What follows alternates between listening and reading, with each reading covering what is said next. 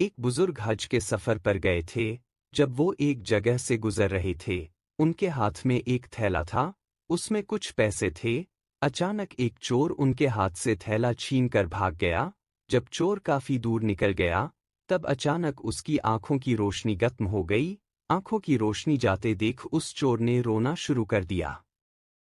جب لوگوں نے چور سے پوچھا، بھائی کیا ہوا، تو وہ کہنے لگا، میں نے ایک آدمی کا تھیلا چھینا ہے، وہ کوئی بڑا اللہ کا قریبی بندہ لگتا ہے، میری آنکھوں کی روشنی چلی گئی، خدا کے لیے مجھے اس کے پاس پہنچا دو تاکہ میں اس سے معافی مانگ سکوں۔ جب لوگوں نے پوچھا کہ یہ قصہ کہاں پیش آیا، تو کہنے لگا فلاں نائی کی دکان کے قریب پیش آیا۔ لوگ اس کو اس دکان پر لے گئے اور نائی سے پوچھا کہ اس طرح کا کوئی آدمی یہاں سے گزرا ہے، کیا آپ اسے جانتے ہو؟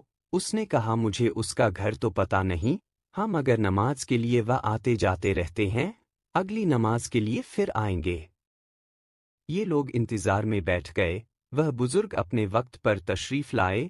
لوگ اس چور کو ان کے پاس لے گئے تو اس چور نے جا کر ان کے ہاتھ پاؤں پکڑ لیے کہ مجھ سے غلطی ہو گئی، گناہ ہو گیا، میں شرمندہ ہوں، میری آنکھوں کی روشنی چھن گئی، آپ اپنے پیسے واپس لے لیجئے اور مجھے معاف کر دیجئے تاکہ اللہ تعالیٰ میری آنکھیں ٹھیک کر دے۔ وہ بزرگ کہنے لگے کہ میں نے تو تجھے پہلے ہی معاف کر دیا ہے۔ یہ سن کر چور بڑا حیران ہوا، کہنے لگا حضرت میں تو آپ کا تھیلا چھین کر بھاگا اور آپ کہتے ہیں کہ معافی مانگنے سے پہلے ہی معاف فرما دیا۔ وہ فرمانے لگے، ہاں میرے دل میں کوئی بات آ گئی تھی۔ فرمانے لگے میں نے ایک حدیث پڑھی جس میں نبی اکرم نے فرمایا کہ قیامت کے دن جب میری امت کا حساب پیش کیا جائے گا تو میں اس وقت تک میزان کے قریب رہوں گا جب تک میرے آخری امتی کا فیصلہ نہیں ہو جاتا۔ میرے دل میں یہ بات آئی کہ اگر میں نے اس چور کو معاف نہیں کیا تو قیامت کے دن یہ مقدمہ پیش ہوگا اور جتنی دیر میرے مقدمے کا فیصلہ ہونے میں لگے گی، اللہ کے نبی علیہ السلام کو اتنی دیر جنت سے باہر رہنا پڑے گا۔